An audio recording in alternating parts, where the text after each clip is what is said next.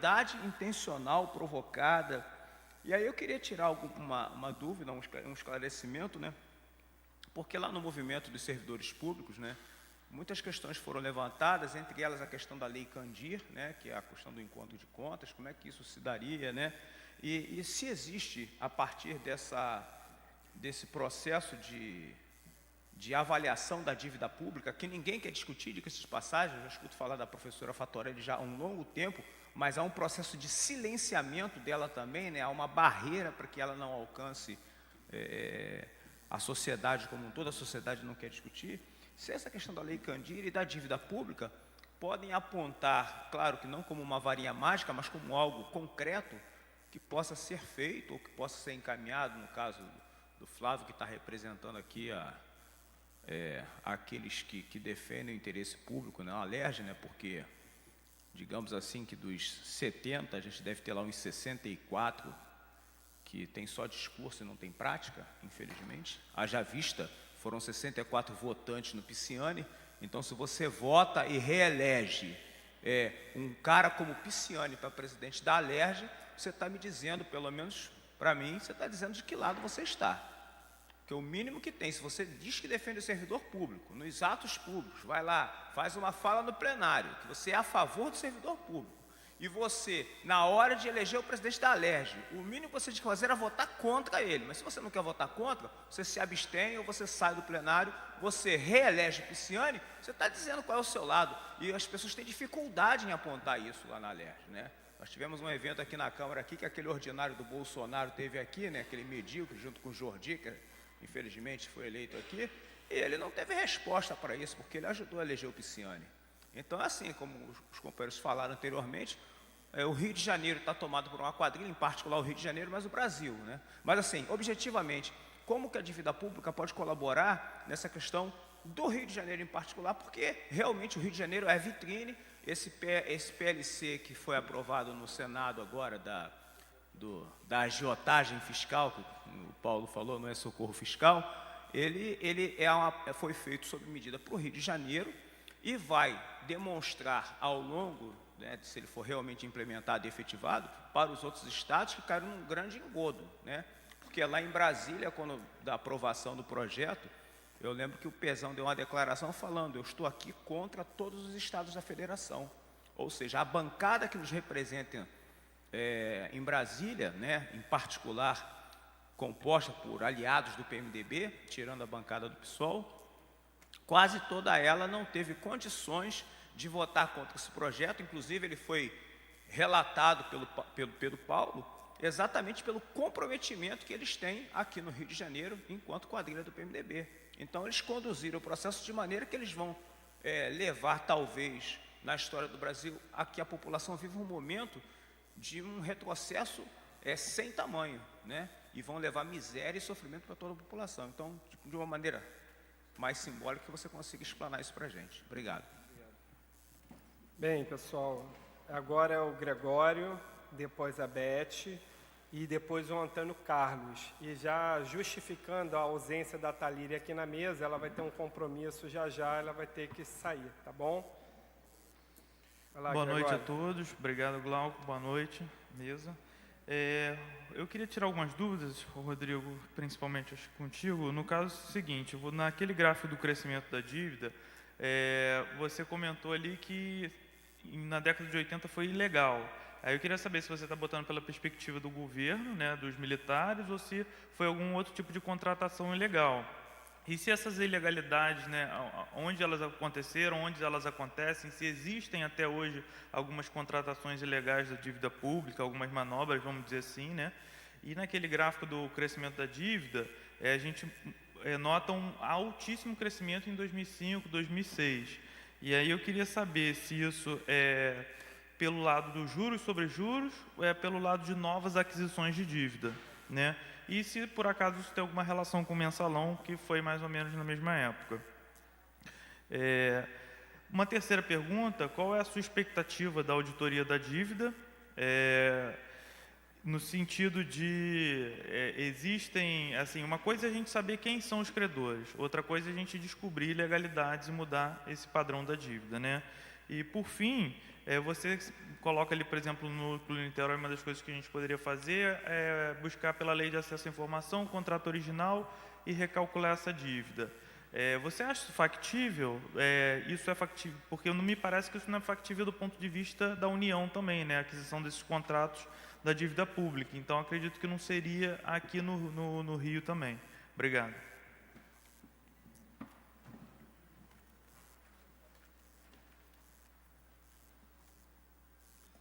Agora a Beth e depois o Antônio Carlos. Mais ninguém inscrito. Aí o Flávio se inscreveu, tá? Paulo vai falar, Paulo? Que aí depois ele já responde. A ideia é fechar esse bloco e ele responder o bloco e depois, se necessário, a gente abre mais. Oi, boa noite a todos. Eu sou funcionária da Prefeitura do Rio, trabalho no IPTU junto com os fiscais. E eu lembro que na época da Lei da Responsabilidade Fiscal, quando foi implantada, foi assim visto como uma maravilha, que iria segurar mais o uso do dinheiro público, inclusive com pagamento de pessoal, que tinha limite. Só que agora, pelo que eu estou vendo aqui, inclusive a Cláudia, a outra minha amiga que teve que sair, ela pediu para eu perguntar também o que tem de contra assim, na Lei de Responsabilidade Fiscal. O que está acontecendo, assim, que manipularam de uma tal maneira que ela tem umas coisas desfavoráveis, tá? Obrigada. Boa noite.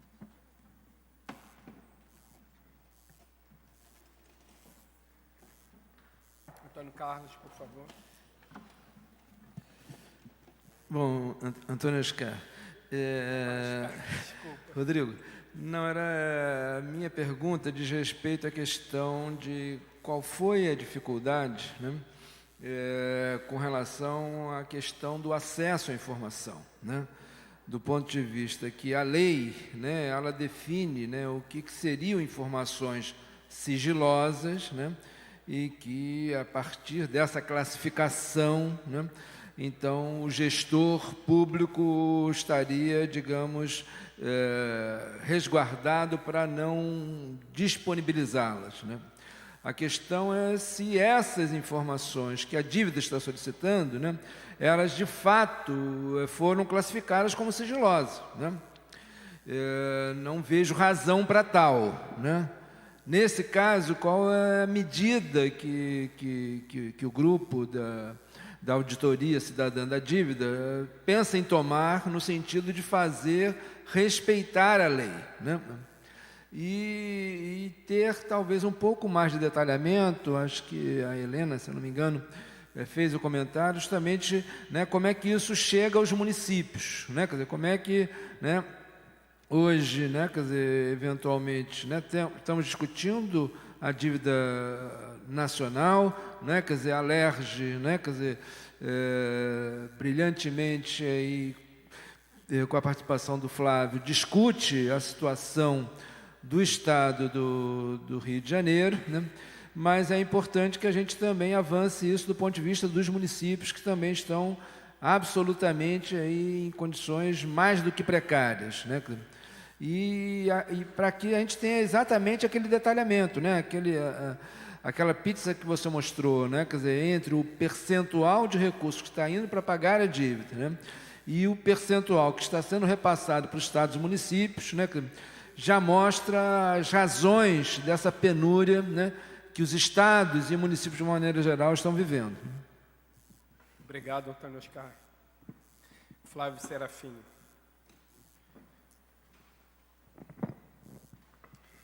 Olá, gente. Boa noite a todas e todos. Queria, em primeiro lugar, parabenizar, através da Helena, mas a todo o comitê da dívida aqui no Estado do Rio de Janeiro, que organizou esse encontro e que está se mobilizando para que a gente faça essa discussão tão fundamental. A gente está vivendo um momento muito difícil na conjuntura, onde algumas ideias parece que não querem mais nem discutir, porque o massacre, algumas posições que eles conseguiram fazer nesse processo de linchamento midiático que foi o golpe parlamentar e etc., parece que agora até falar de distribuição de renda virou uma coisa... E a gente tem que se colocar no lugar de quem se reposiciona e recoloca os debates. E o debate da dívida é um debate estratégico, né, no Brasil e no mundo inteiro. Então, organizar os comitês, fazer essa discussão pedagogicamente nas cidades e no país inteiro é fundamental como parte de reconstrução de um projeto contra-hegemônico que consiga nos tirar da emboscada que meteram o nosso país. Então, essa iniciativa aqui de hoje é muito importante, pode contar com todo o apoio que tiver ao nosso alcance do mandato. Essa é uma pauta que a gente tem tentado trabalhar na Alerj, porque ela é uma pauta estratégica também no estado do Rio de Janeiro. Acho que hoje aqui foi um dia de debate, essa mesa mais uma vez destacou a importância da dívida para se pensar a realidade brasileira.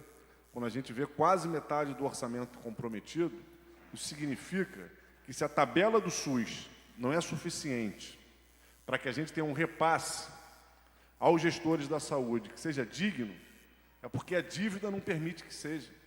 Se o financiamento da educação é insuficiente, é porque a dívida não permite que seja. Cada vez que eles miram na Previdência, como estão fazendo agora, para retirar direitos sociais da nossa população, o argumento que eles colocam como centro é o pagamento da dívida. Isso é uma questão estrutural no nosso país, que se a gente não enfrenta, a gente vai ficar permanentemente cavando num poço sem fundo. E é necessário romper com essa realidade. E a maneira de romper é quebrar esse falso consenso que eles têm tentado forçar na sociedade. Tem uma coisa que me irrita especialmente, que é uma dessas metáforas que eles fazem para tentar explicar à população, né, comum, com menos escolaridade, por que é importante pagar a dívida. Eles falam, você imagina o seguinte, o governo, né, como se fosse uma dona de casa, que não pode gastar mais do que arrecada. Fala, imagina o seguinte, você está lá, também vamos fazer uma outra metáfora, você está lá, recebeu uma herança de família, você assume uma empresa que é cheia de dívidas, uma empresa rica, mas cheia de dívidas. Você não vai parar e examinar, ver que dívidas são essas?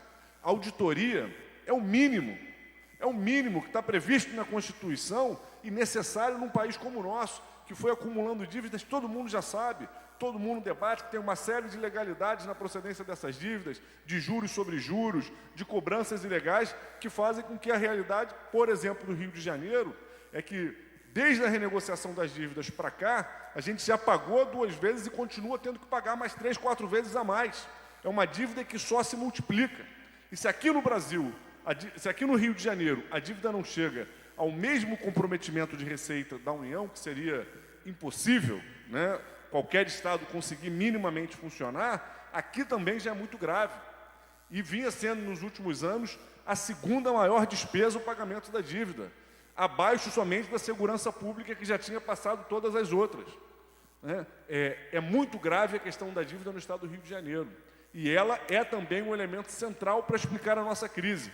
Tanto essa dívida histórica, que vem aí desde o processo da Lei de Responsabilidade Fiscal, quanto também a dívida mais recente, desse período de loucura do governo Cabral, que lavava dinheiro com joia, comprava tampa de vaso sanitário aquecida com o nosso dinheiro, endividando o Estado, fazendo farra fiscal e etc.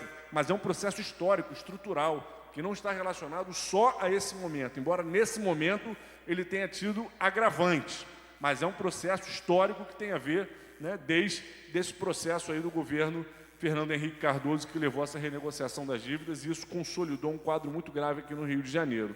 Então, essa é uma batalha fundamental. Lá na Alerj, a gente tem tentado fazer essa discussão. A gente avaliou que com o aprofundamento da crise ia ser possível travar esse debate. Até porque eles falam muito dos servidores, mas o primeiro ponto da Lei de Responsabilidade Fiscal que o Rio de Janeiro se desenquadrou foi justamente o ponto do limite da dívida imposto pela Lei de Responsabilidade Fiscal. A gente falou, olha, temos que debater a dívida. Né? Por mais que a gente entenda que o problema que a gente tem não é um problema centrado nas despesas, mas sim por uma queda de receita abrupta que o Rio de Janeiro viveu, a questão da dívida é central de ser debatido. E aí a nossa bancada chegou a apresentar diversas iniciativas, algumas tentando colocar o pagamento do salário dos servidores passando na frente da dívida como as prioridades, porque a lei de responsabilidade fiscal coloca a dívida como prioridade, porque senão não tem repasse nacional. Segundo, tentamos incluir no orçamento uma auditoria da dívida, assim como a bancada do PSOL tinha conseguido fazer nacionalmente e a Dilma acabou vetando, né? Aquela iniciativa, não sei se foi em 2014... 2016, a Dilma vetou em janeiro de 2016. A Dilma vetou em janeiro de 2016, né? A bancada do PSOL conseguiu aprovar no orçamento daquele ano a realização de uma auditoria e a Dilma vetou essa iniciativa. Aqui a gente também já tentou usar esse artifício algumas vezes e não tem conseguido. E apresentou um projeto de lei para criar uma comissão que faça uma auditoria da dívida, uma comissão que seria formada não só pela LERJ, mas com a participação de Tribunal de Contas, Ministério Público, para que a gente conseguisse aprofundar essa leitura e que o Estado do Rio de Janeiro se posicionasse sobre as ilegalidades, né, que existem nessa dívida aqui do Estado do Rio de Janeiro. Infelizmente, ainda não conseguimos essa aprovação. E, sinceramente, por mais que a gente se esforce lá dentro, acho que conseguir, de fato, enfrentar a questão da dívida, a gente vai conseguir no momento em que a gente conseguir fazer esse trabalho aqui, de organização, debate, para quebrar esse falso consenso que eles tentam construir e fazer um movimento de questionamento dessa situação aqui no Rio de Janeiro. E esse movimento é fundamental por tudo. A gente está num estado onde as pessoas estão tendo que pegar cesta básica porque não recebem salário, inclusive muitos servidores da ativa, e a gente não está conseguindo levar multidões às ruas, né? Temos a centralidade nesse momento de mobilizar a população para procurar o protagonismo popular no enfrentamento dessa crise que a gente vive no nosso país. Uma crise que ainda não acabou, que a agenda do capital continua sendo extremamente agressiva, tanto do ponto de vista político, quanto do ponto de vista econômico, vão insistir ainda na reforma da Previdência e a gente tem a necessidade de se reorganizar, fazendo esses debates que são fundamentais e que se conectam na construção de um projeto popular de país, onde se enfrente as desigualdades, onde se aprofunde a democracia, onde a gente possa pensar num país com soberania popular. Esse é o caminho que a gente quer construir. E eu não tenho dúvida que cada vez que a gente faz encontros como esse aqui, toma iniciativas como essa aqui, a gente está se preparando para consolidar alternativa a essa realidade que a gente está vivendo hoje no Brasil. Então, parabéns a todos e todas que estão aqui e podem contar com o nosso mandato, que estiver ao nosso alcance, com a bancada do pessoal lá na LERJ. Vamos trabalhar para auditar a dívida, para não pagar essa dívida ilegítima e construir um projeto de soberania popular para o nosso país, para o Rio de Janeiro e para Niterói. Obrigado, gente. Obrigado. Paulo Eduardo Gomes.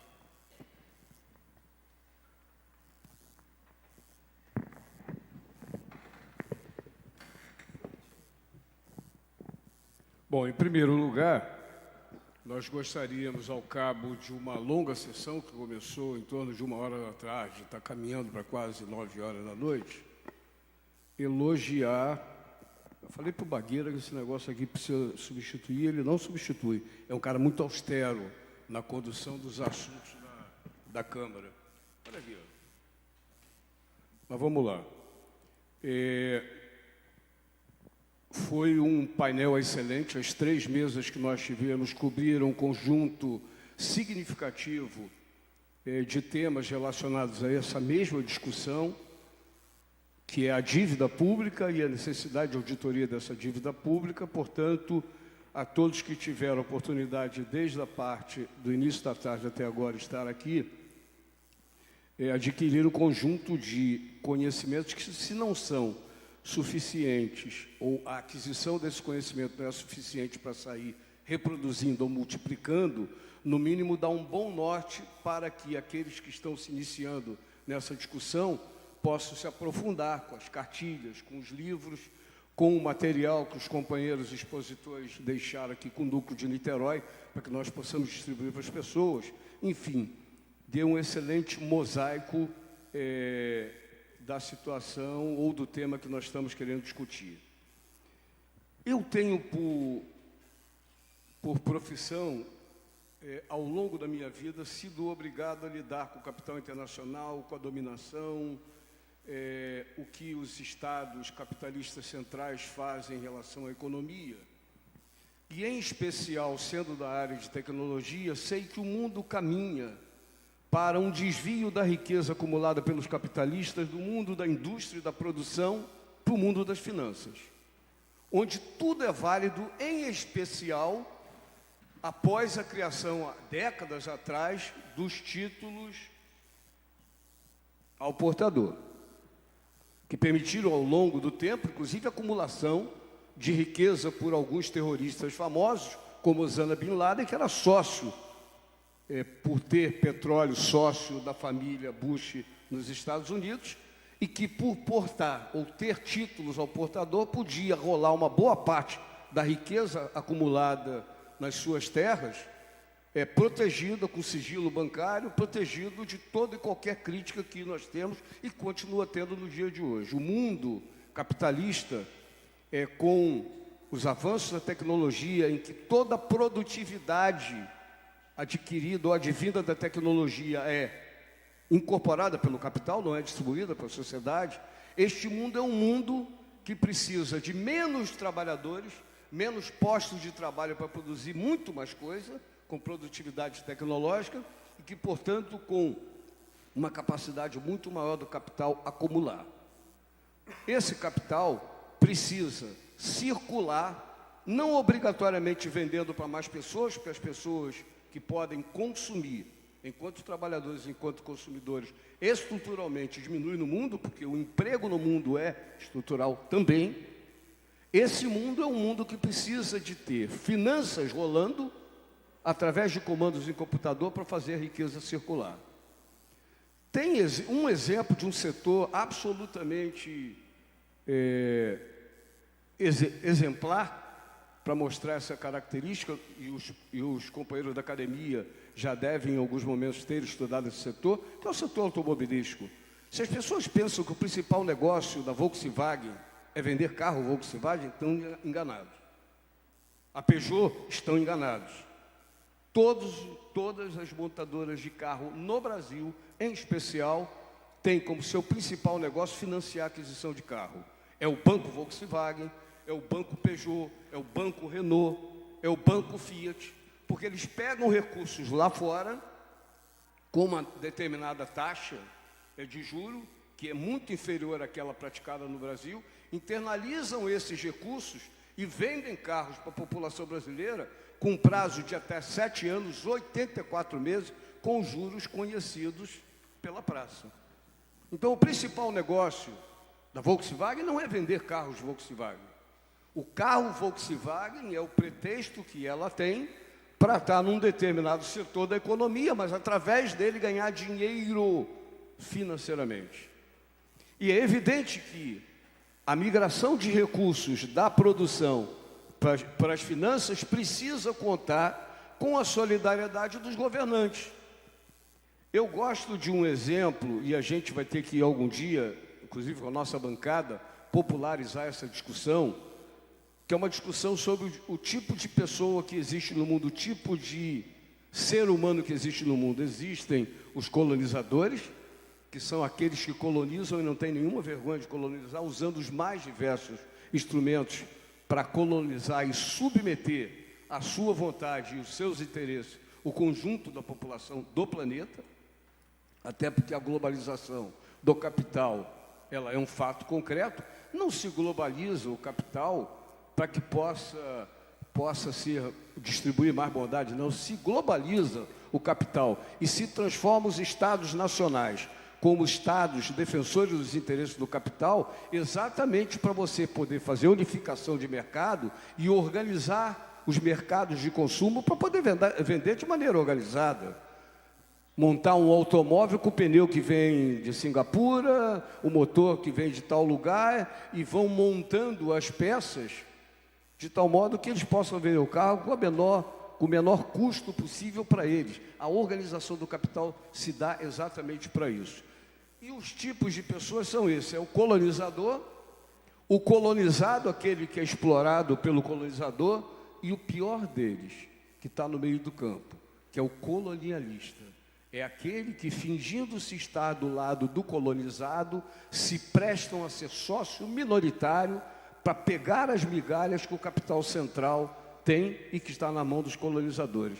A elite empresarial brasileira é exatamente isso. Alguns dos painéis e das palestras feitas pelo Paulo Passarinho, pelo companheiro da UFRJ ou UERJ, que esteve aqui na primeira mesa, da UERJ, Bruno, mostraram, em alguns elementos das palestras dele, mostraram exatamente isso. É uma elite empresarial que é sócia minoritária, mas mesmo assim ganha muito dinheiro e não está em absoluto preocupado com o desenvolvimento social da população brasileira. Não é à toa que, enquanto nos países centrais da Europa, da Ásia e dos Estados Unidos, junto com o Canadá, o mundo do trabalho já é olhado à luz da quarta revolução industrial, científica industrial, que incorpora outros elementos no mundo do trabalho, que exige uma grade escolar para a criança desde o ensino fundamental, passando pelo ensino técnico, passando pela universidade, com um outro olhar sobre o mundo do trabalho. Isso não é o que está acontecendo no Brasil.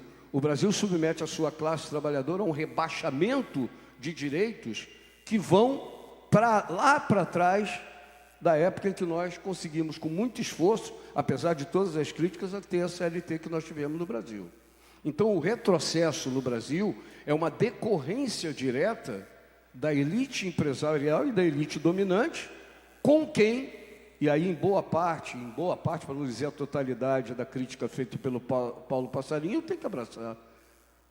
Quem acredita? E eu fui fundador do PT, fui fundador da CUT e fui fundador do PT. Talvez a idade tenha me possibilitado, felizmente ou infelizmente, né, Flávio? Você já chegou depois, eu tive, e por isso pago um preço muito maior de ter ajudado a fundar a Central Única dos Trabalhadores e ter fundado o PT. E, portanto, não tenho o direito de acumular ilusões em relação ao comportamento daqueles, tal qual assinalou e ressaltou o Paulo Passarinho, não tenho o direito de acumular ilusões. O PT não quer a queda do Temer, porque ao PT interessa a sangria permanente do Temer, para chegar em 2018 e nós estejamos testemunhando entre nós a discussão que a única alternativa é o Lula de novo. Pode ser até que seja, por uma boa parte da população. O nosso partido não tem o direito de se iludir com isso. Nós teremos candidato à presidência da República, teremos candidato a governador do Estado e tentaremos, mesmo sendo pequenos, como diz o Chico Alencar, com a nossa vocação de grandeza, teremos candidatos para mostrar que tem alternativas diferentes. Quando nós saímos do PT e denunciando as razões pelas quais nós saímos do PT, nós abrimos mão de um conjunto de coisas, conscientemente, abrimos mão de um conjunto de vantagens que as tais boquinhas federais propiciavam a todos nós. Porque, na realidade, nós continuávamos teimosos querendo a construção de uma sociedade diferente da que foi construída. O que o PT e a própria Central Única dos Trabalhadores deram de presente, em termos de frustração, à sociedade brasileira, é o direito a saírem do armário todos aqueles que, por preconceito ou não queriam que nós tivéssemos um governo popular, ou um governo com um operário à frente, todos aqueles que, de maneira discriminatória, olhavam com má vontade um governo com características populares como aquele governo proposto lá atrás, deu a essas pessoas o direito de dizer que todos, quando chegam lá em cima, são rigorosamente iguais. Nós não somos iguais. Nós queremos que a riqueza decorrente do trabalho da classe trabalhadora brasileira possa ser efetivamente colocada a serviço de uma vida de melhor qualidade, uma vida com mais justiça para a população brasileira. Portanto, nós temos que declarar os nossos votos radicais de combate radical e intenso ao capitalismo. Porque se a gente reconhece, e aí é uma polêmica que eu não pude travar com o meu amigo de longa data do Clube de Engenharia, do Sindicato dos Engenheiros, que é o Raimundo de Oliveira, mas que pela sua tradição de partidão tende à conciliação, eu não comungo com as ideias do Raimundo de que acha possível nós termos uma alternativa que considere o lulismo e o Lula como centro. Isso não tem alternativa. Pode ser que nós tenhamos, com a decepção causada pelo PT à sociedade brasileira, a diferença entre o sonho e o que veio a ser a realidade, pode ser que nós tenhamos que gastar mais 2 décadas para reconstruir. Mas alguns de nós, em especial nós das trincheiras do PSOL, nós vamos continuar perseverando que um outro mundo é possível. Um mundo onde nós possamos combater a barbárie que se dá por vários instrumentos, entre eles o instrumento principal da dominação, que é o instrumento da dívida. Uma dívida que precisa existir para subjugar os interesses nacionais, subjugar os interesses da classe trabalhadora, subjugar, inclusive, ao futuro que eles desenham para a nossa juventude. Em nome da juventude, dos nossos filhos e netos, nós não podemos compactuar com esse modelo. Por isso que nós vamos lutar contra ele para derrubá-lo. Dure o tempo que durar, até a última gota de sangue que rolar nas nossas veias. É isso aí, pessoal.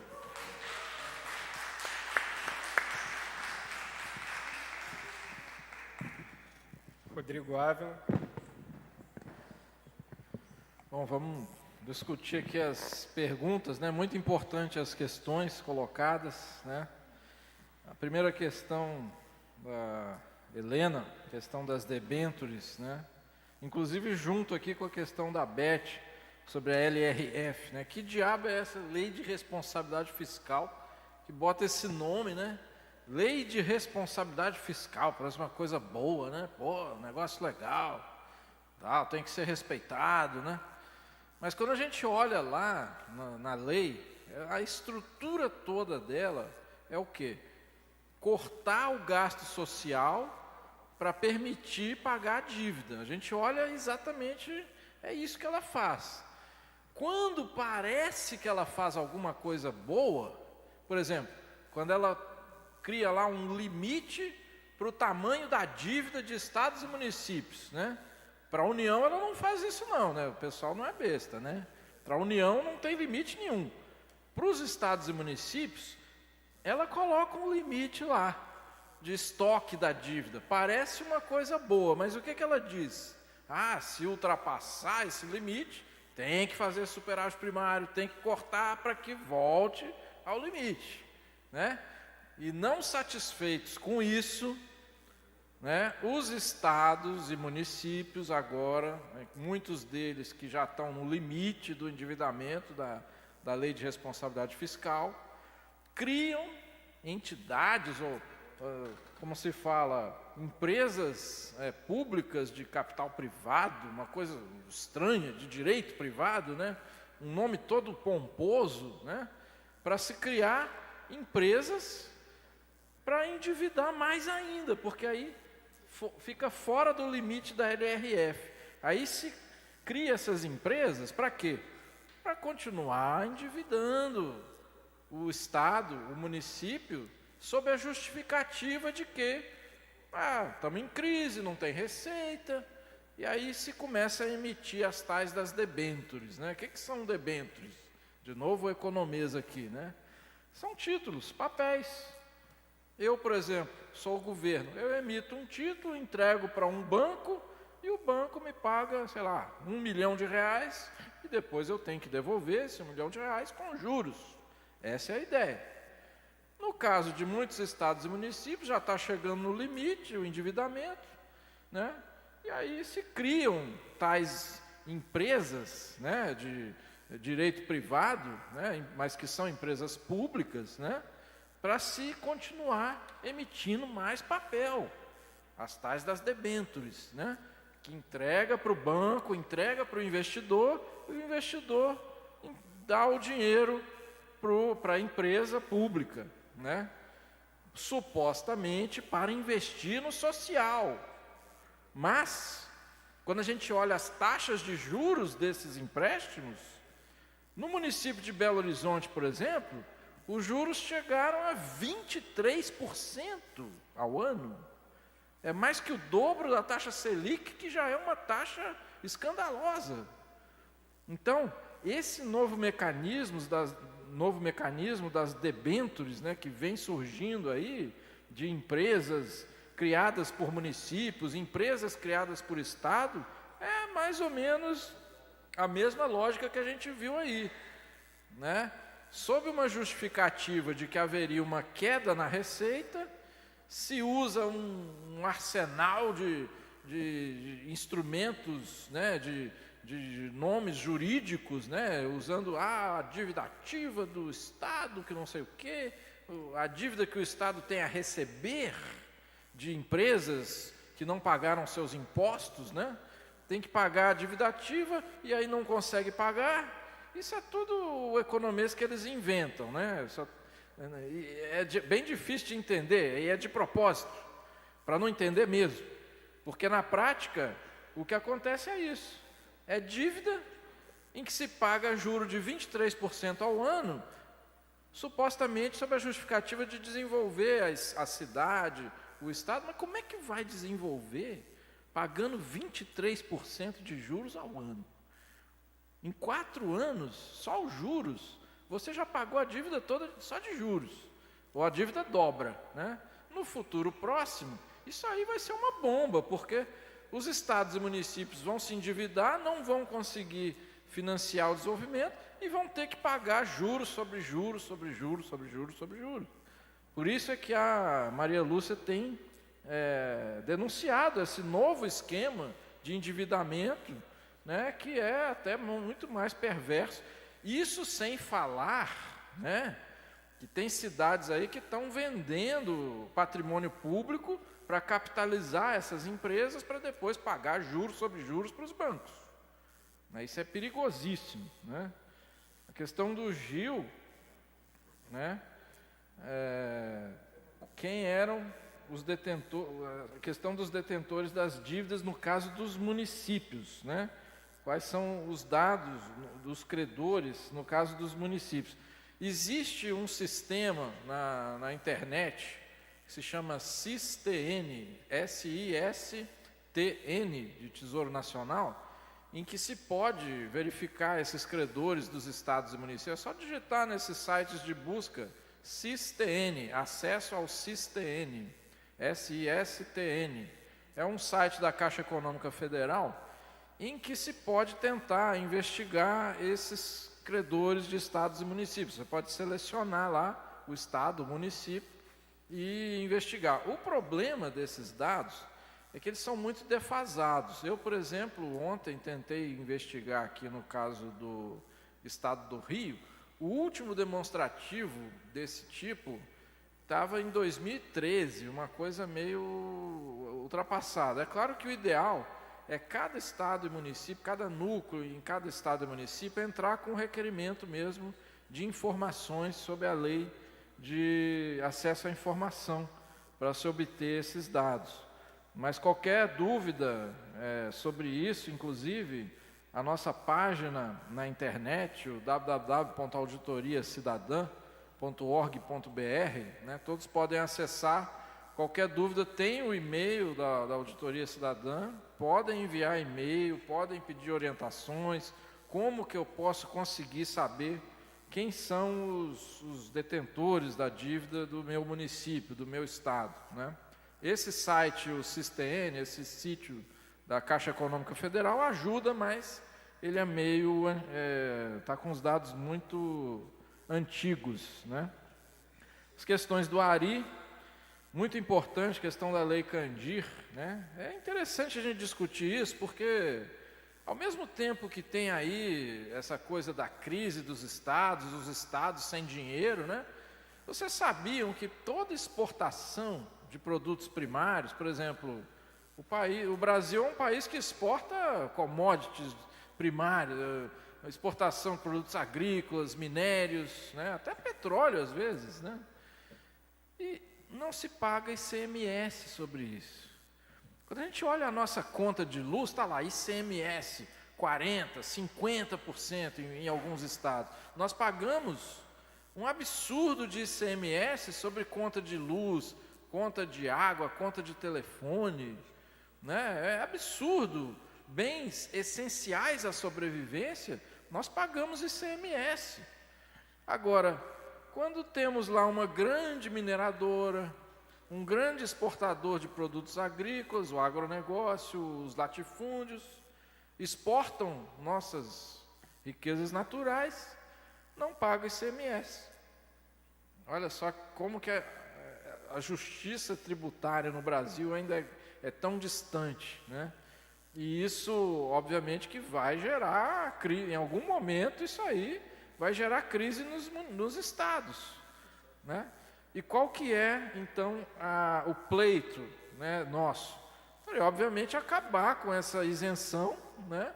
E, obviamente, recuperar os recursos que foram sangrados por aí.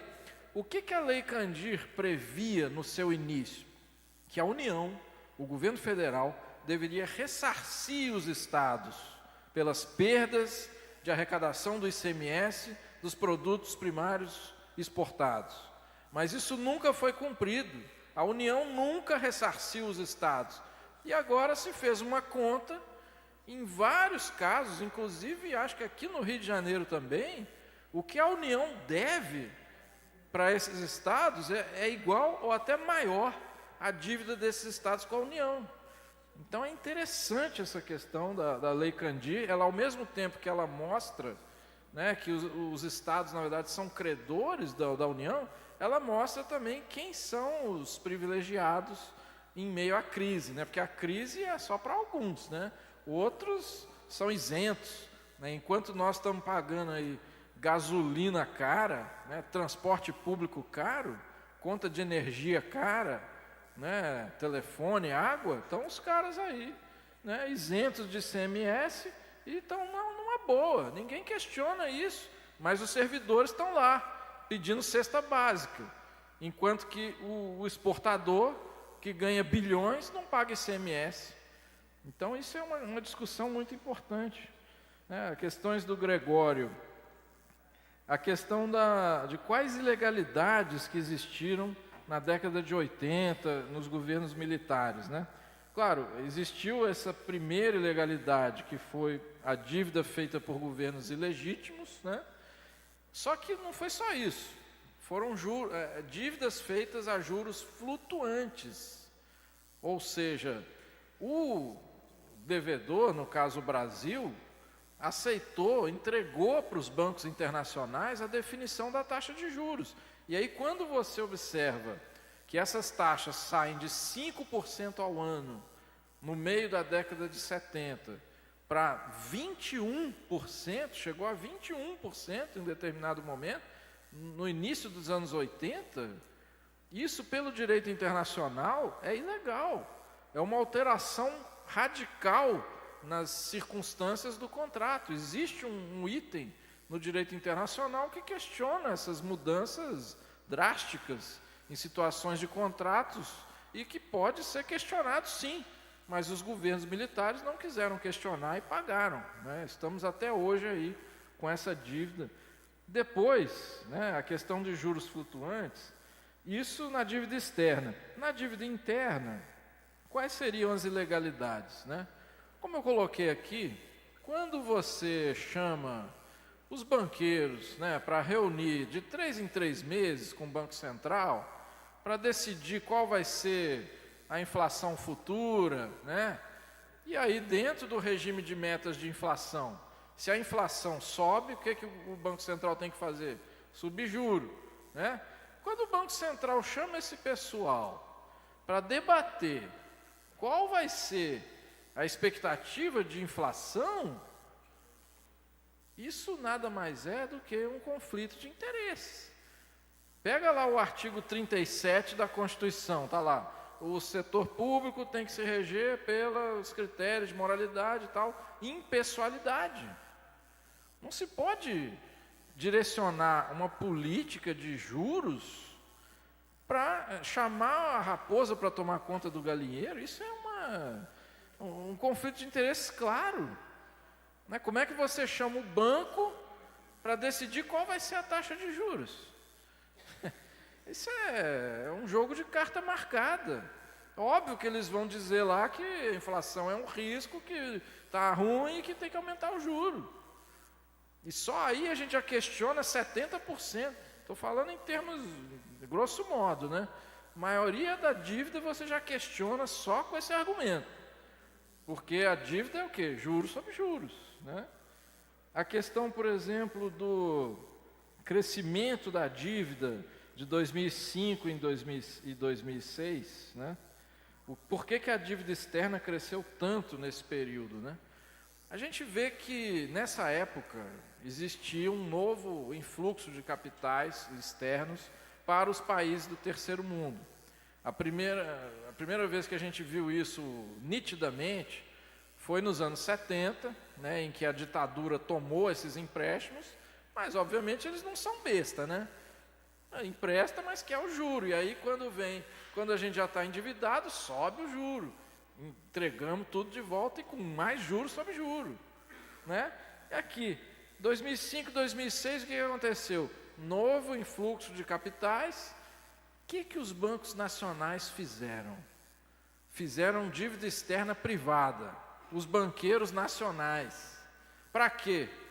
Pegar dinheiro lá fora, a juros baixos, para emprestar aqui para o governo a juro alto. Você ganha bilhões e bilhões, sem gerar um emprego, sem fazer nada, né? Esse é um dos motivos pelos quais a dívida subiu nesse período. A dívida externa, né? Que muitos falam, a dívida externa é privada. Quem deve são as empresas, não é nós. Mas por que as empresas pegam dinheiro lá fora?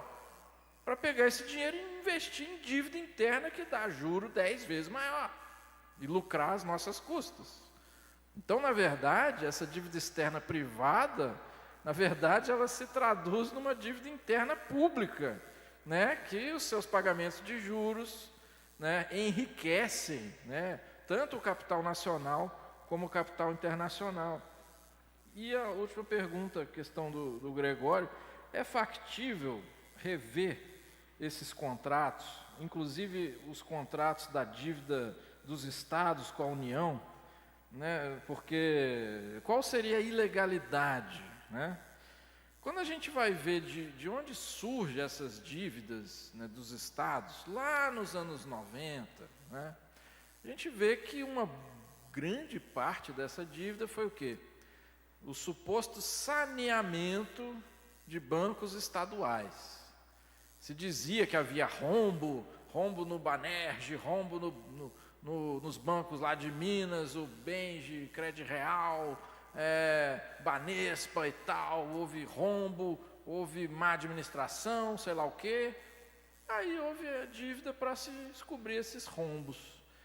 Mas e a perguntinha básica, que rombos? Quem se beneficiou desses rombos? Por que Minas Gerais, por exemplo, fez uma dívida de 4 bilhões para sanear os seus bancos? Porque os governadores emprestaram para os seus amigos, foi isso? E não cobrou o empréstimo? Cadê esses caras que não pagaram o banco? Quero saber. Será que foi isso? Ou foi o quê? De onde vem esse rombo? De onde vem o rombo do Banerj, por exemplo? Eu não sei. Temos que investigar, né? E aí você já começa a ver que essas dívidas, desde do seu nascedouro, já tinha ilegalidade ali. Isso fora as outras dívidas que se transformaram nesse monstro que está aí hoje. E aí a gente pergunta, mas como que nós vamos rever isso aí? Primeiro passo, auditoria. Né? Temos que ter auditoria até para que se possa encontrar as ilegalidades. Além do juro sobre juro, né? Que é uma coisa impressionante. Eu estava exatamente consultando as planilhas aqui que nós recebemos agora, da Secretaria de Fazenda, que foi pedido exatamente, né, pelo deputado Marcelo Freixo, e realmente é um número assustador o que eu vi aqui. A uma primeira vista que eu vi aqui nas planilhas que chegaram agora, olha só que situação.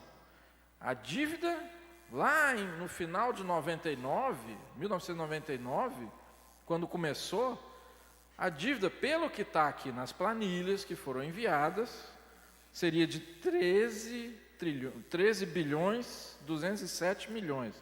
Isso sem considerar a dívida do Banerj. Estou falando só da dívida do Estado com a União. 13 bilhões em 1999.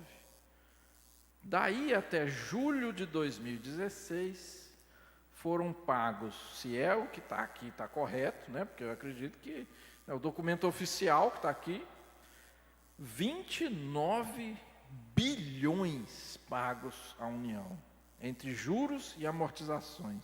Olha só, a dívida era 13 bilhões em 99, foram pagos 29 bilhões, ou seja, mais que o dobro, até julho de 2016.